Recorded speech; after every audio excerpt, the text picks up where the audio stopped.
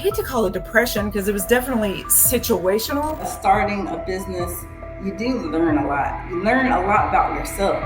Saying no is a real struggle for me. You can structure your environment. You can structure your time with your own business. We all have a lot of the same passions, working out or being an entrepreneur, our kids or our spouses. And your circle starts to get really, really small, but it becomes more meaningful. There's a difference between being like a small business owner and an entrepreneur. And being an entrepreneur doesn't necessarily mean that your business is huge. You have to get over the feeling of failure really quick. Failure is just like kind of an opportunity to learn and grow.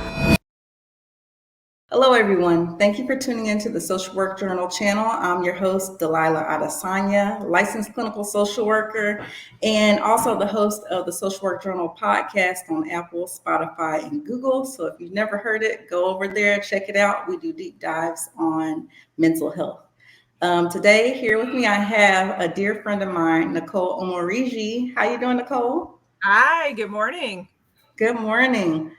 We just hopped on a Saturday because, we have such a limited time and we can actually do something like this. It's true. It's very, very true. Mm-hmm. So I thank you for coming on to discuss our topic today, start.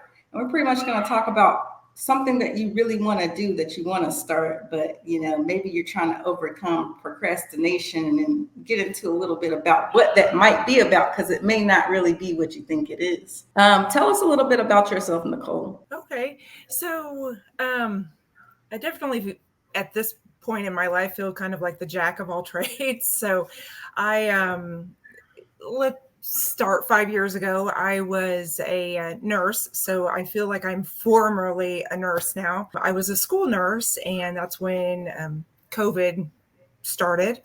And about a year later, I took a role working, from home, just kind of helping with my husband doing admin work for a company that he has where he sees patients in long-term care skilled facility. Then that kind of segued into me wanting to do something completely different with my time. And I had grown up with parents that had rental properties, and I decided to just take a leap of faith, and we got into rental properties. And we bought several back to back. Mm-hmm. Several that needed full renovations, and I took over all of those projects, kind of as overseeing all of the construction and the contracting work, foundation work, anything. And we purchased a unit that needed to be fully renovated into a triplex. What we decided to do was a triplex and 2 duplexes. So that's 7 doors in a matter of a few months. and that definitely kept me busy. And then fast forward 2 years, we decided to start an e-commerce company called Bling MD. And that's where we're at right now. We sell semaglutide and tirzepatide. So nothing is related, but that is what we're doing. Wow. So you have gone from working in schools to, taking over household duties, and then segue into like a medical business, and then segue into real estate, and then segue into e-commerce medical business. So you started a lot of things. Yes, it almost seems like unfathomable at this particular moment when I'm looking back going, oh my gosh, how did we do all of this in the last, few years? Really, it's only been, about 3 years since we started into real estate, and then, feel like we somewhat perfected that and then jumped into e-commerce. So it's been a busy, few years, mm-hmm. for sure. And, when you first knew that you were going to segue out of the workplace and start kind of focusing in on helping build a business, being a partner in business, how did that feel for you?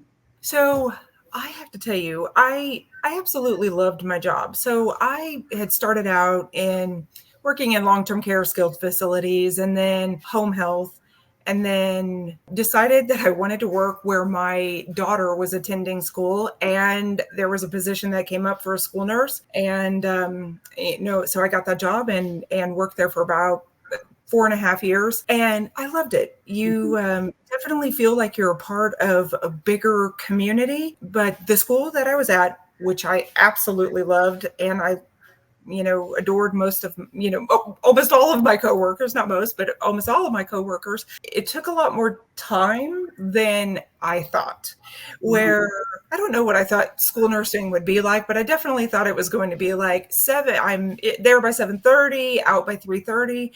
And I'm a bit of a perfectionist, but also procrastinate and get sucked into conversations along the way. And my days were taking a lot more time than I thought they would. Along with, I like to help, and I found that I was spending a lot more time working with individual students than I thought that I would. And you become kind of emotionally invested. And all of a sudden, the job where I was supposed to be leaving at 3:30 every day, all of a sudden I'm leaving at 6 every day. And when no one else is around, there's no, noises to distract me or people coming in.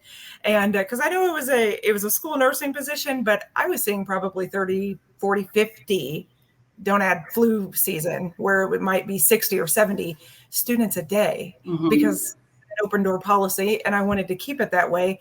But that meant a lot of the charting, a lot of the things that I needed to get done didn't get done until after school ended. So when I was able to leave from that position, which that was so sad. I bawled my eyes out to the principal, because I really did love where I was at and what I was doing. But my family really needed me more at that time. And then, not to add, that COVID, by the time I left, COVID was taking place. And my husband's a physician. He was seeing a lot of just kind of sadness. And even in a school environment, kids, and they're in masks, which I definitely supported, especially what I was seeing. But the kids weren't allowed to touch or interact, and socially, I could see my, at the time, 11-year-old just kind of, I hate to call it depression, because it was definitely situational, saw this kind of sadness overtaking her life. So even though I was the school nurse and I could see her, really I couldn't, because I stayed in the clinic majority of the time. So even though, yes, I was going to start helping, my husband with his job, I saw a need for my own family, my kids, to kind of take first place in my life. And that was tough, because I had always worked, probably since the age of 12 or 13. I've always worked in a structured environment. So to go to something that wasn't structured at all, I just had to figure out how to, how to bigger role in my, kid's life, husband's life, and also helping him with, an admin type position, which I had never done before. It was a lot of new learning.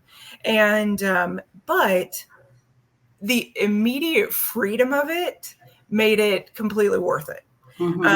At the time, there was no classes, no swimming lessons, no lessons. And to take a break from all of that was actually wonderful, because now we're at the back to swimming lessons and back to working and driving and going everywhere. But for that moment in time when we were able to just kind of be a part of each other's lives in our home, learn how to cook, learn how to whatever, we started riding bikes. And so all of that was kind of simultaneously happening, while also learning how to do some administrative work, for a rehab, this side business, that my husband had. But I like to be busy. So I feel like I'm one of those people who I can never sit down. I don't even watch television these days. I'm always on the go, and that's kind of how I like it. Then that's when we decided to do, home renovating. So I was able to do that during the day and come home and be here by the time, one child's getting off the school bus and another child, is needing to be picked up. And it was like, it immediately felt like the best of both worlds, because now I had time to focus on their needs, my needs, and work life, Right. And, yeah. I can totally relate to you, because my last job that I had, I was in schools, and I had like this plan. Oh, I'm going to stay in schools for X amount of years, and then I'll do my practice full time, because I have my private practice, family, adult, child therapy services. And it just kind of, life changed, kind of like what happened with you. Life gets in the way, You make plans. What do they say? You make plans and then God laughs. Yeah, No. And definitely feel so, that way. Yeah. we ended up relocating from Illinois to Texas about a year ago, and it just wasn't in the cards for me to go back to schools. And I was like, well, I had been doing my therapy business on the side, and I just said, well, I guess I just have to kind of open up my books and do it full time. Yeah. And I kind of grappled it with it like you did, because I think that there's a lot of security in having a job. But Yeah. I think, much like you kind of discovered when you got on the other side, that that security sometimes can be a false sense of security, because you don't realize how much of your time it encompasses. Yeah. Versus when you're starting up a business, yeah, it takes up your time, but you do have a lot more freedoms.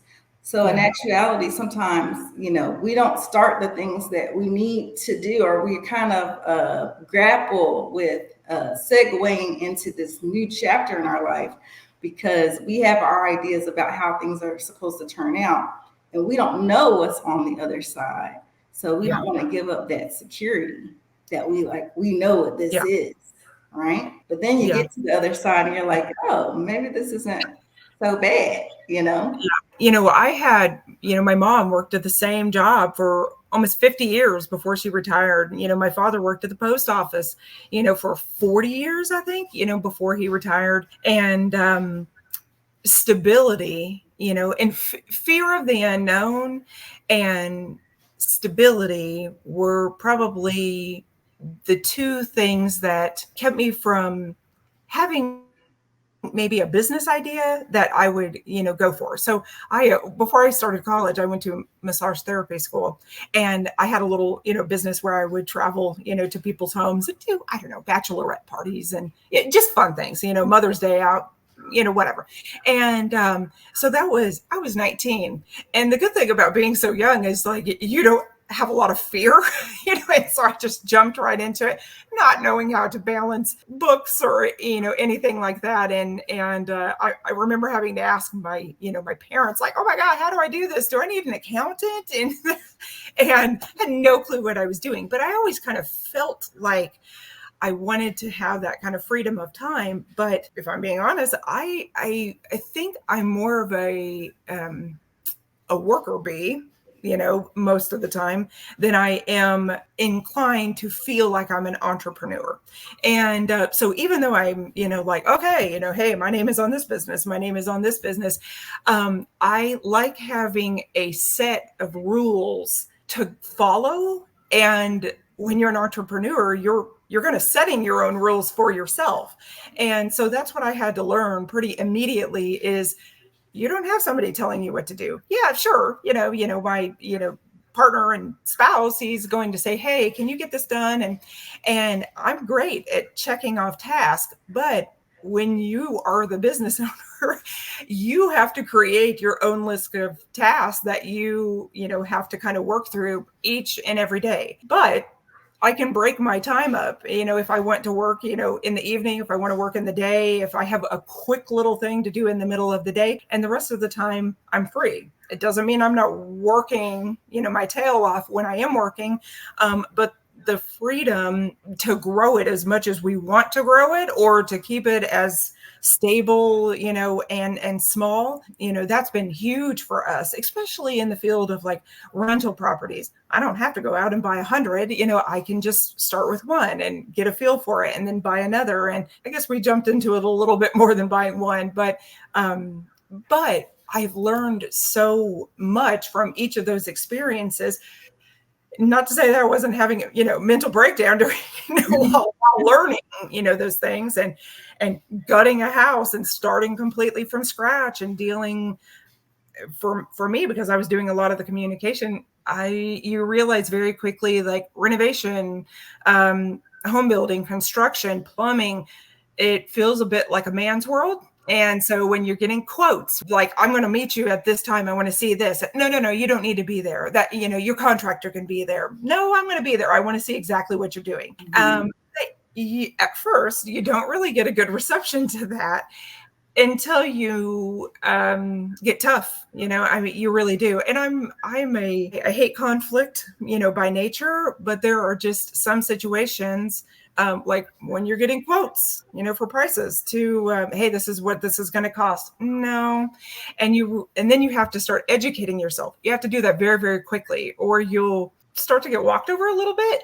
But if you embrace the situation quickly, then you learn to toughen up, and then you learn how to communicate better, more effectively with the same people that you might have initially been intimidated by, So, Absolutely. I think starting a business, you do learn a lot. You learn a lot about yourself. Like some areas you maybe I need to improve on this a little bit, or some areas maybe you didn't know you were strong in, but you're like, oh, I actually am pretty good at this. Like you said, like going into a business, I didn't realize how much I would have to structure my time, but I can do it. Nobody's telling me what to do, but I yeah, don't need anybody to tell me what to do. yeah, Whereas you would think being in a more structured environment, you would have less distractions. You actually had more distractions because you had more people pulling at you mhm, versus you can structure your environment, you can structure your time with your own business. So you can kind of create an environment where you can lessen the distractions. yeah. But I'm pretty sure going into business and having family and being a mom, do you think that sometimes responsibilities can distract you from Oh, yes. focusing? Yeah. Oh, yes. So that's the funny thing. Life is always going to not get in the way, but like life is going to always happen. So I like transparency. So I'll share this information. But we I have three children. One, she's older. She's a little bit older. She's 27. She's finishing up medical school, and I am so completely proud of her. But if you know anything about a program like that, I don't care what program it is, you could be law school, any time of higher education, it's really important for that person to have as much love and support as possible. Mhm. And this is, those people that are just naturally bright. That was definitely my oldest daughter. Definitely my oldest daughter. But it didn't mean that she wasn't going to have her kind of own, mental mishaps kind of throughout the way, because that's just the nature of those type of programs. You get into those programs and they will use a class to weed out, the weak from the strong. And boy, you have to be strong, but you also have to have a really good support system. So even though she's an adult, you do find that you're still giving a lot of energy, to that person. You're worrying about them, their well-being, their happiness. And I wasn't at the moment, I wasn't taking my own advice, but I encouraged her to, find a therapist that she could talk to once a month, just to like let out all the stress. And then that child who is like a go-getter, the person who could go into a class and be like, I'm going to beat all of you guys. Well, then the second child comes along and she's super sweet, super timid, really shy in new situations. And we had her in the school district that we live in, which honestly, we even moved to this area to be in the school district.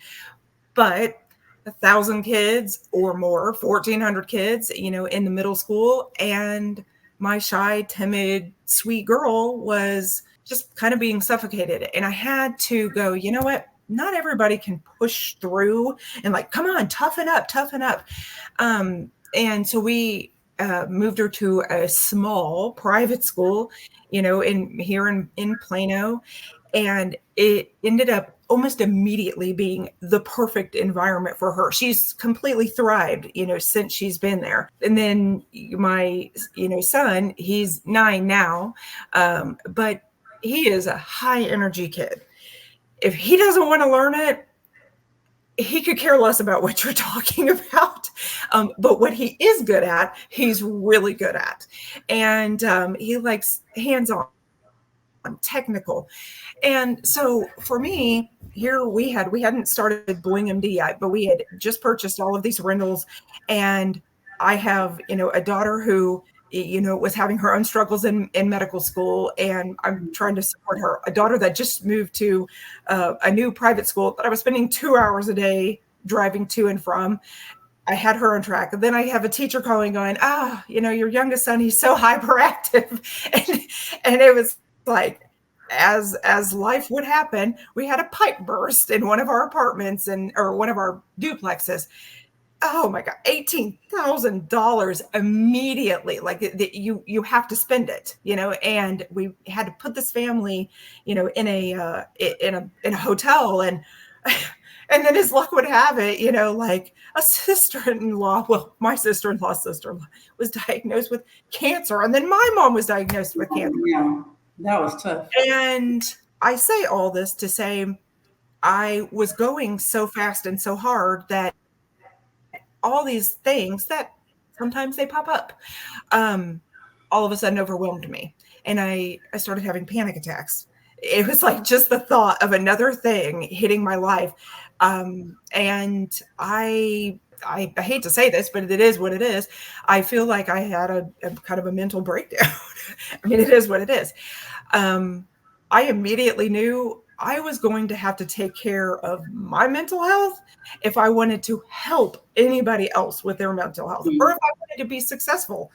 I needed to take a step back, look at what was important to me, and pare down all the things that were unnecessary. Saying no, is a real struggle for me. And, but it immediately forced me to go, what are the top 5 things that I have to do, and what can I get rid of for now? And the very first thing I did was find a therapist. Mm-hmm. And I'm still talking to this person. When life gets really busy, I'm like, hey, do you have a moment on Monday? But I started talking to a therapist. And at that time, I had, through the encouragement of my oldest daughter, who is leaning towards psychiatry, is like, Mom, I hate to say this. I love you so much. I think you're wonderful just the way you are, but I think you have ADHD.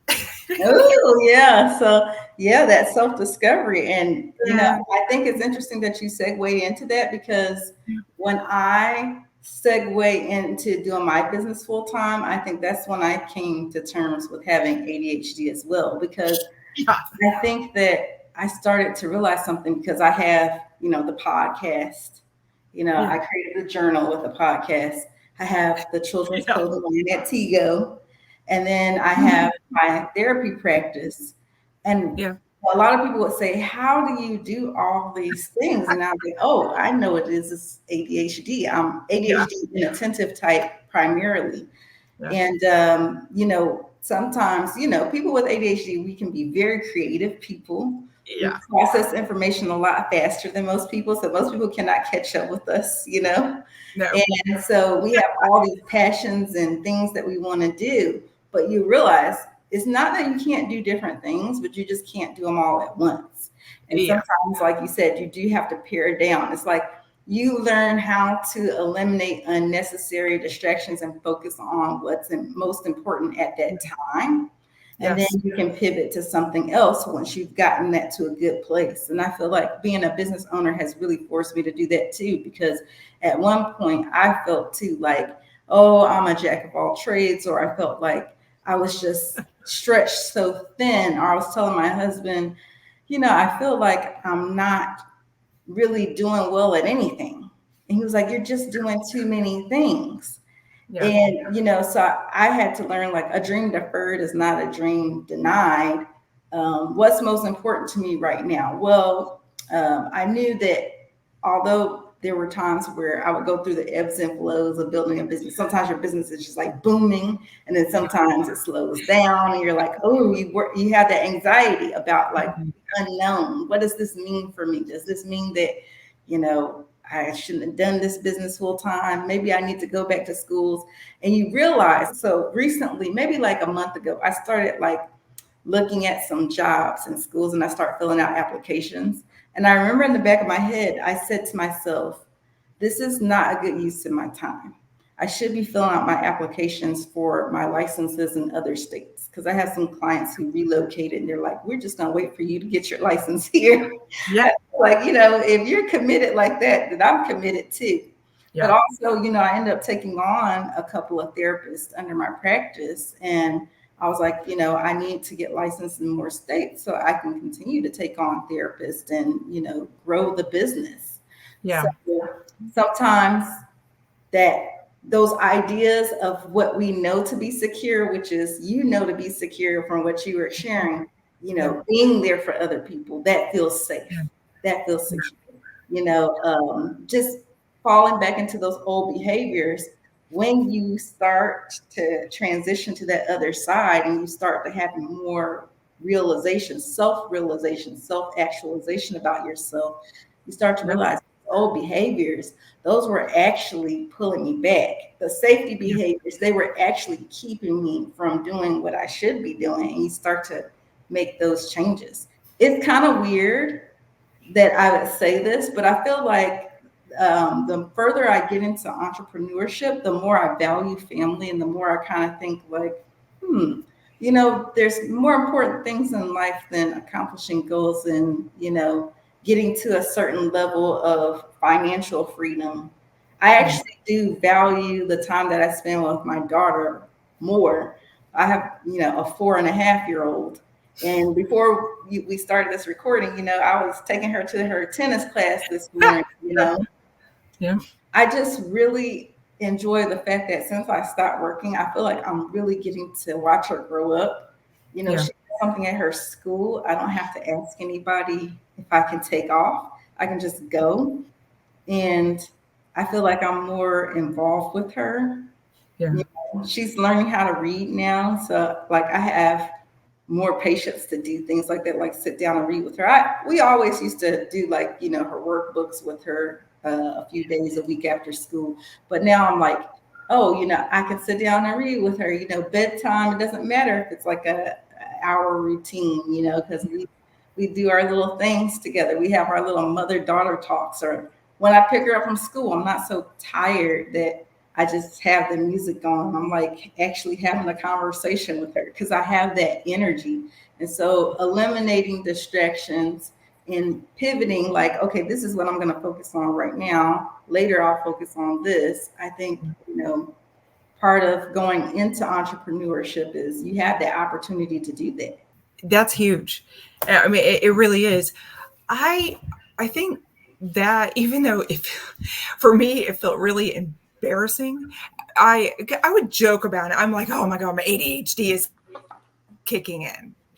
I've done that for years. Um, but when I took it seriously, because I'm like, God, I just feel so disorganized all the time. And I live by post-its everywhere, Mhm. going, oh, don't forget to do this. It's like my list, have a list for my list, and Mhm. um, I knew I had to get on top of that. I really did. I knew that whether it was going to be through a therapist or it was going to be through a medication, that I needed to get on top of my own life. My Mhm. husband Mhm. couldn't do that for me. My kids couldn't do that. My daughter, sure, that wants to go into psychiatry is like, Mom, but that was the best thing that I've ever done. And the therapist that I had actually already started seeing, um, she specializes in kind of helping women specifically, kind of organize their life with ADHD, with or without the use of medication. And so I had been with her for months, and that was extremely helpful. Then I did decide to, seek out a professional that could steer me towards, kind of a right medication to take. And I tell you, it's been life changing. I mean, I'm a Mhm. person who barely takes a Tylenol, but it's been life changing. It was the first time in probably years where I could go, oh my gosh, okay, I have a lot going on. It's all the things I want to be doing, but now I can actually keep my days organized. Mhm. And if I'm feeling really overwhelmed, or have a lot going on, or just need to vent, okay, I have this other person that I can talk to as well. And then also you start finding that your social circle starts to reflect kind of who you are. A lot of my friends, like you, are entrepreneurs, and they're women, and they see a bigger picture for themselves. I want stability. I want positive health or good health and positive relationships with the people that are in my small little circle, and it becomes, you do start prioritizing differently when you don't have a lot of time to give. Mm-hmm. Where am I going to start to prioritize?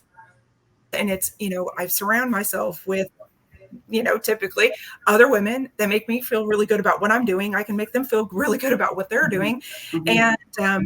And we all have a lot of the same passions: working out, or being an entrepreneur, our kids, or our spouses. And your circle starts to get really, really small, Mm-hmm. but it becomes more meaningful. I Mm-hmm. mean, it really, really does. Like the more you're pursuing, you don't have a lot of time. And so the people that are in your life, they know exactly what you're going through because they're doing the same thing. And that's been exceptional for me to have really, really positive women in my life, that I can reflect off of. And So, I like that you mentioned that because I find that one of the reasons why people may not start something that they're really passionate about, when we talked about the yeah, fear of unknown, there's also this fear of change. And there are a lot of changes that come with starting anything, whether it's business like us or just pursuing something that you've kind of had in the back of your mind. There will be change. But what people don't understand, there's two things that are constant: time and change.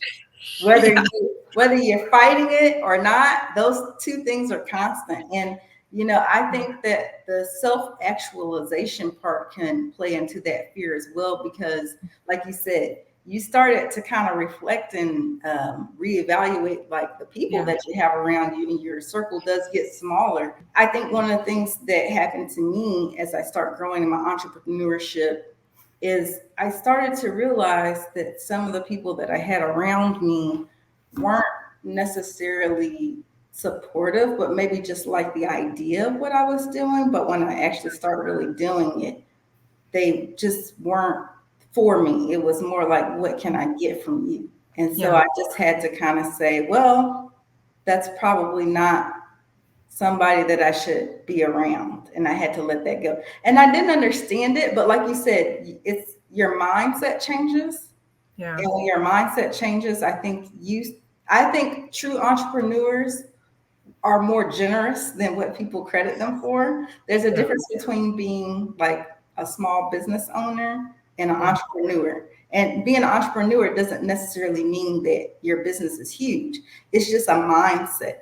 And I yeah, think entrepreneurs understand that relationships are everything, and it's very important to have meaningful relationships and connect with people. And so yeah, that's what you value, that's what you pursue, and that's what you prioritize.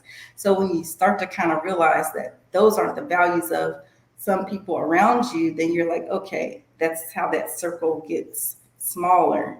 When you yeah, see that you're surrounding yourself around people who don't see further than what's in front of them, or are just trying to, like, oh, I'm just trying to get this is a means to an end for me kind of thing.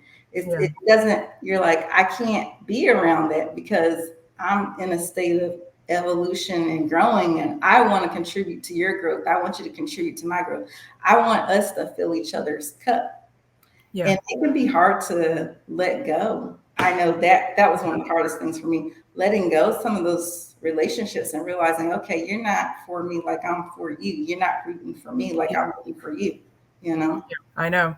And that's the thing, is like, I wanted to give my energy to all these things, but I can't. I can't. I know me. It's either give a little bit to a lot, or give a lot to a little bit, and that's really just how I have to guide my life right now. And that's been one of the most important changes, is to just really hone down what I need to give my energy to, what I can need to give my time to, Yeah. and um, And, the first priority, is the people living in my home. Yeah.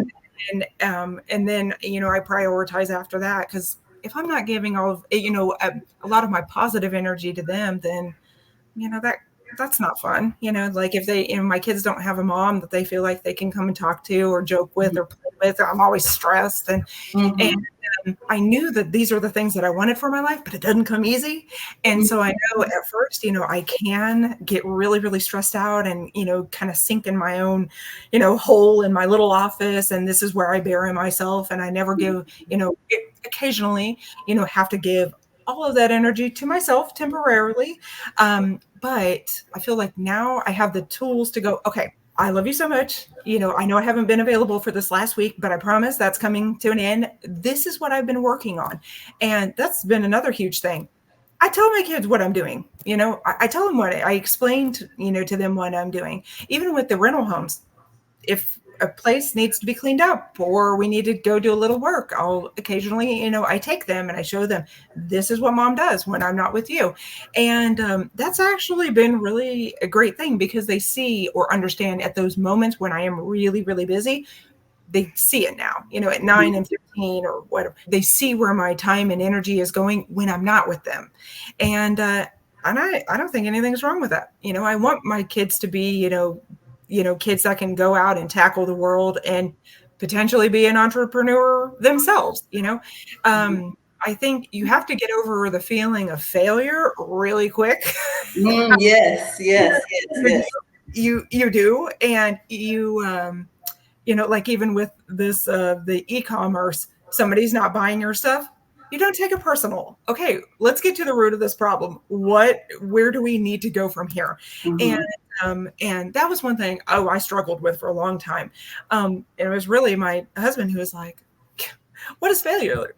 Failure is just like kind of an opportunity to learn and grow. And as soon as you can kind of switch your mindset to go, this isn't scary. This isn't, don't be afraid of this. You don't have to, tackle the entire world. Let's just, baby steps. And that's definitely how, I come creeping and crawling into business. Whereas my husband, he'll sit there and he'll think on it for months or years and go, you know what, this is what I want to do. But he has spent all that time thinking about it, and then he pulls the trigger. Whereas me, I come in very slowly, like little baby steps. Okay, let me learn this one little thing. Let me learn this one little thing. And so we tackle it differently. We've been together for 25 years, so we understand each other's personalities quite well, thank God, and are kind of able to grow and learn with each other. And like with e-commerce, I don't have a marketing degree. My prior to nursing, I had a communications with a public relations, and yes, marketing in English. I don't think I could figure out what exactly I wanted to do. I had like 5 classes, and that was like more than 25 years ago. I don't know the first thing about marketing in this day and age, but you just learn it.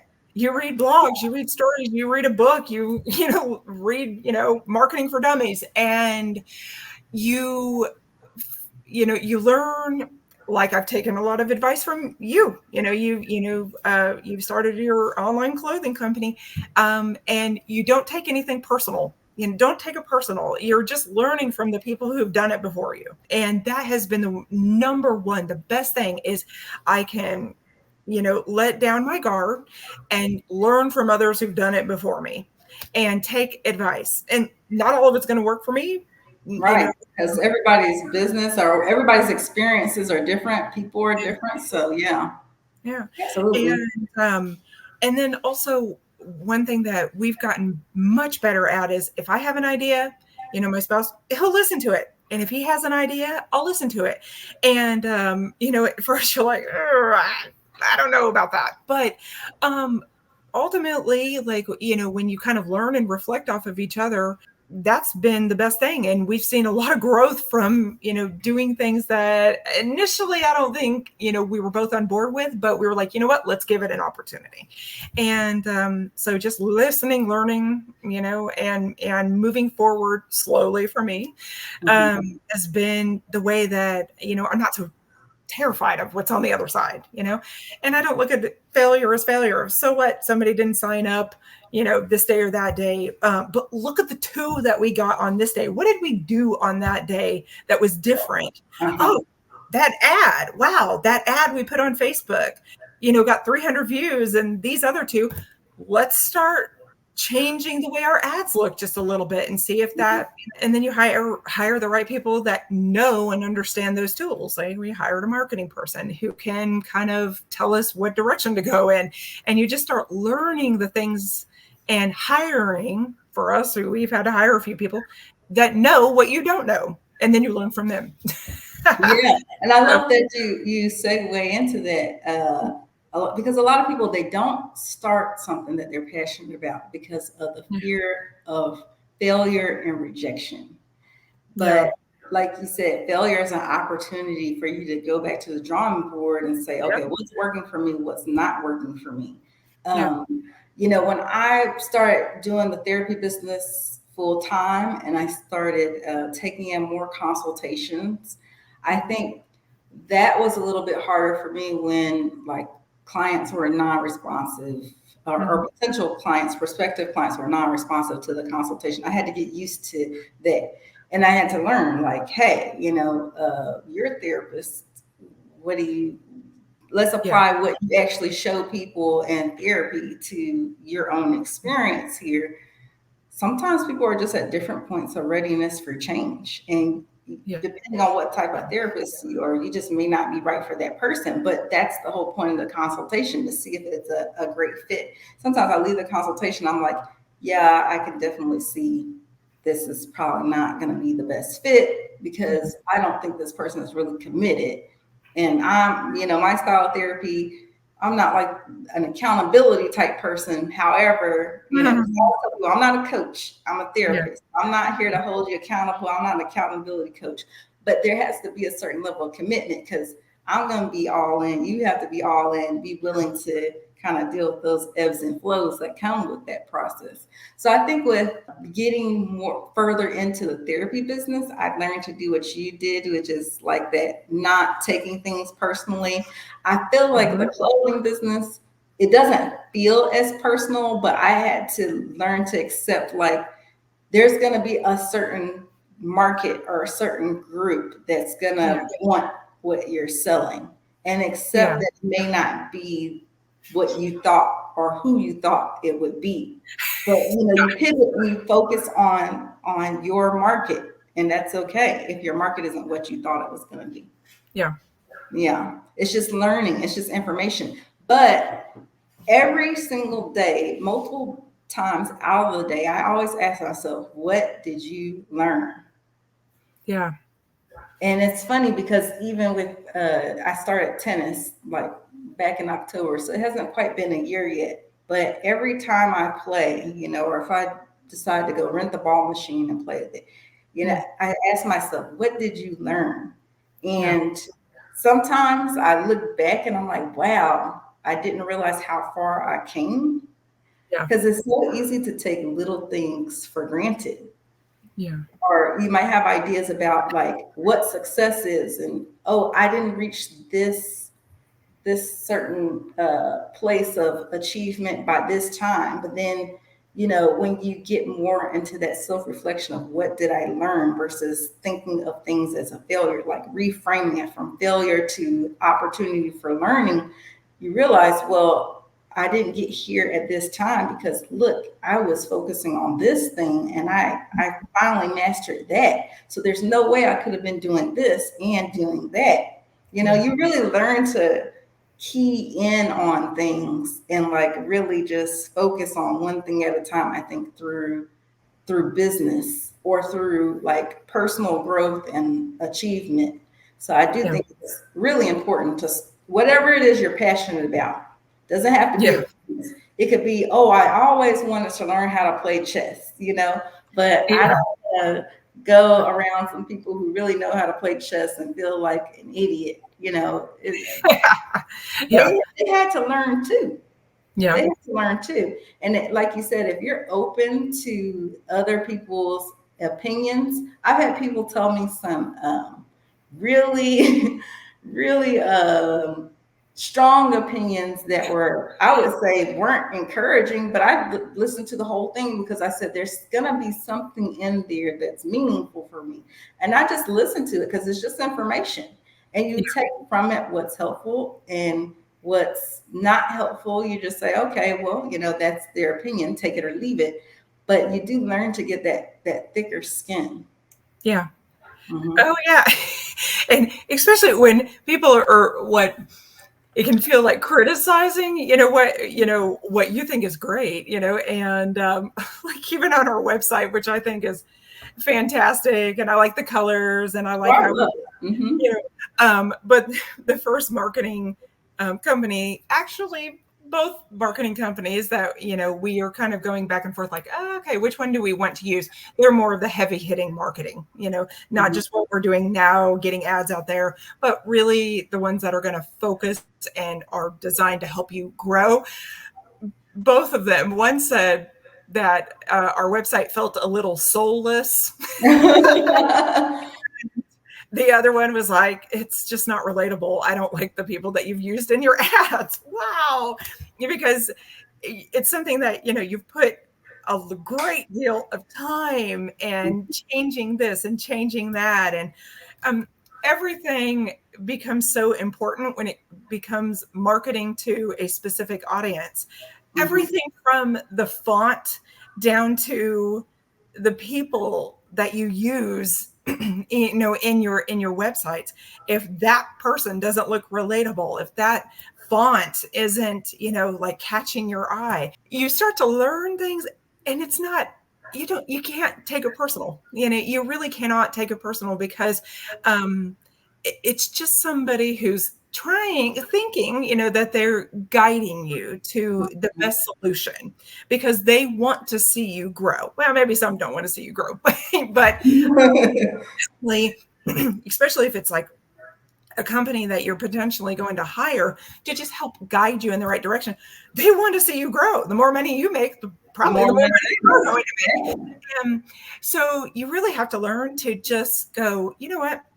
I haven't thought about that, and not take it personal. Go back to to reflect. And I think when you're an entrepreneur, oh my God, you're always reflecting. What did I do right? What could have changed? I'm really scared to spend this money on that. Oh yeah. Mm-hmm. Oh my gosh, I mean, that's so much marketing. When you're interviewing, marketing companies that are like, we're going to take you to the next level, they'll come in with $50,000, 30,000. Okay. We'll charge you $10,000, but we want 5%, oh my gosh. And if you've never used those things before, everything can seem really, really overwhelming. And so one thing for me is I can be spontaneous in my decisions. Like, okay, this sounds really, really good. I liked the vibe that person was giving off, and I'll go for it. But my husband will go, I don't like the idea of giving up 5% of this, or I'd rather pay a little bit more up front. And we actually hire a company that has our best interest. And I just don't have a good feeling the way that you have a good feeling. And sometimes you just have to go with the flow of things, because ultimately you guys have got to this great point somehow, listening to each other, and feedback from each other. Now it's time to take somebody else's critiques and feedback.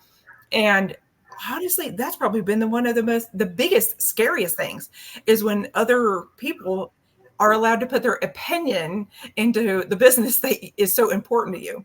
And because you don't want it to change from your initial vision, like, this is who I want it to come in.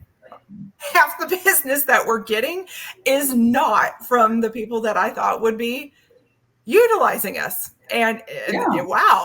And it's a it's a totally different group, of individual, somewhat, what we anyway, I'm saying the wrong thing there, but No, I got you. Sometimes you have to let go of control to yes. gain control. Yes. And that has been the most shocking thing of all. Like, the group that we thought that our website, our designs, our ads were going to, to get the attention of, a certain group. Not at all. Completely Mhm. opposite. You know, Mhm. and but that's the amazing thing about something like marketing teams that can help you figure out, okay, who are seeing your Google ads, who are seeing your Facebook ads, who are seeing your Instagram ads, and it can be eye-opening. It really is. But I choose to look at it as like, it's exciting to learn it. You're learning something every single day. I mean, I feel like that, and I like having a little bit of change and a little bit of like a tiny bit of the unknown. And that is definitely entrepreneurship because you're Yeah. just really not sure what's Yeah. on the other side. And humility too. I think humility Yeah. is a big part of it, which is what you were mentioning before, because I go to you and I'm like, hey, what's working for you? Because to me, it doesn't matter who started what first or how it, somebody who could be way more experienced than me could learn something from me because maybe I had an experience that they haven't had before and vice versa. So I think humility and just like being open and again, like letting go of control to gain control, Yeah. knowing what you can control and what you can't control, Yeah. and really evaluating like, well, the thing that I thought I needed to know or I needed to control, because needing to know is really you trying to control things that are outside of you because you Yeah. think that will give you a better internal sense of control. But in Mhm. actuality, it works backwards. Your internal sense of control actually creates your outer experiences.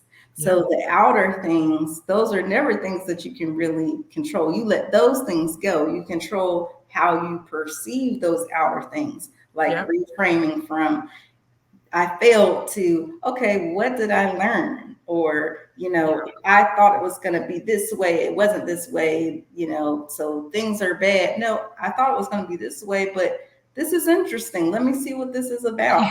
Yeah. Yeah. It's just Yeah. being open to experiences. Yeah. And it really does. It comes down to like, how are you reacting? How are Mhm. you reacting? Are you learning? Is it frustration?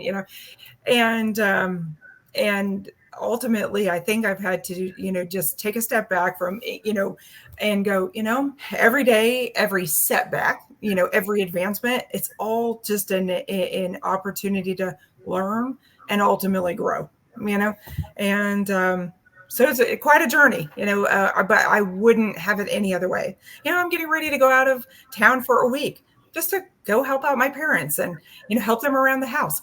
I can do everything I need to do from my computer. I can communicate with, patients. I can, communicate with my staff. I have um, built, especially with CNO, because it's been CNO Properties, our rental management property company, is I have set all of these things in place that if I'm not there at the moment, it takes one quick phone call or using the right app to get what I need done.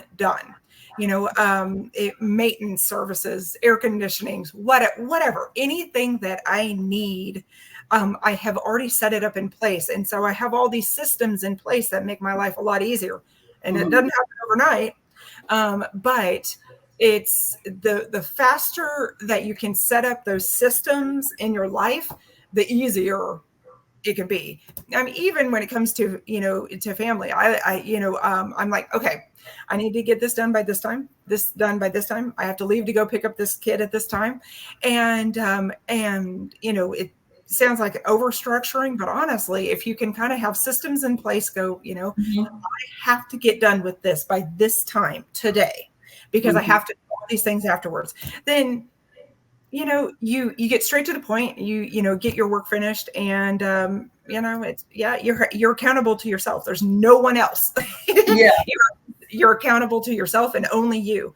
And when you know that you're the first and last line of defense, maybe me and my spouse in certain situations, but with like CNO, I'm the first and last line of defense. And if I don't have those systems in place, oh my gosh, my life is just going to be chaotic.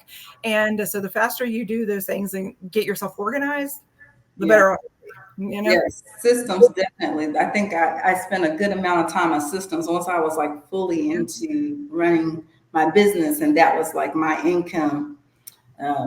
Systems was important. And it's frustrating when you're first setting them up because you're you're trying to figure out all these different things that you don't know how to do, and it can be very frustrating. But once you set it up, it's just like clockwork. It's just flowing, and you do have Yes. a lot of time to do other things. And then I think also too, one of the things that I love about being an entrepreneur, and my husband's an entrepreneur as well. You know, he has his real estate business. He's a developer. Yeah. Is like, yes, you structure your time, you structure your day, but I don't go into the day with to-do list. I can't remember the last time I wrote one, but I go into the day knowing what I need to do for the day. And I'm like, oh, I might just do like a few things, but those few things can drive me so far and push Yeah. me so far in advance of what the next stage is for me. Yeah. But I think also too, like with both of us being entrepreneurs and having that flexibility, we don't have to have structure outside of our business. Like you're structured, but you're not as structured as you think you would Yeah. having your own business. Like for instance, I was having a conversation with a couple of people, and they were like, "Oh, so what do you guys have planned for vacation? Are you guys planning to go on vacation this summer?" And I said, "Oh, we don't have any plans right now." And I kind of thought about it. I mean, I didn't say it because I don't know how to come across, but I was thinking, yeah, when you own your own business, you don't have to plan vacations. You just go when you want to go. Like we're like, oh, we know we want to go these places, and when we feel like going, we'll just book the flight and go. Yeah. I And know. we'll X out the time on our calendar and just do it. So your time is structured, but it's not structured. It's how you want to make it. So Yeah. giving up some control to be in control for sure. Well, I really appreciate you coming on and talking with us and sharing your experiences. We have these conversations all the time, like just Yeah. randomly, and I was like, oh, I got to have Nicole on. Nicole, tell us a little bit about your business and where we can find you. Cedar Properties is our rental property management company, and mostly we just have a bit, rentals that are kind of in North Dallas. And hey, fingers crossed, all of them are renovated right now. And But sorry. talk about your other business. Let me go on. Yeah.